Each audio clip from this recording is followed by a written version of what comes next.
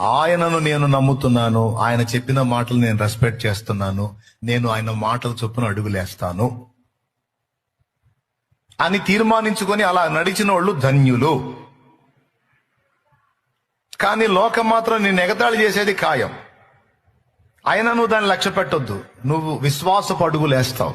కానీ గుర్తుపెట్టుకో, నీ విశ్వాసమే గెలిచిద్ది. వాళ్ళ నవ్వులే అపహాస్యం పాలవుతాయి.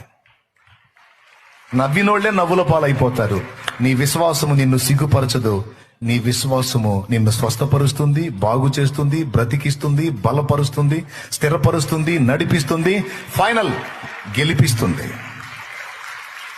ఎందుకంటే నువ్వు జీవం గల దేవుని యందు విశ్వాసం ఉంచావు, సజీవుడైన వాని యందు విశ్వాసం ఉంచావు, సర్వశక్తి గల వాని యందు విశ్వాసం ఉంచావు.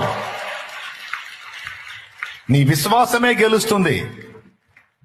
వారి ఎగతాళే నవ్వుల పాలవుతుంది. గుర్తుపెట్టుకో ఈ మాట.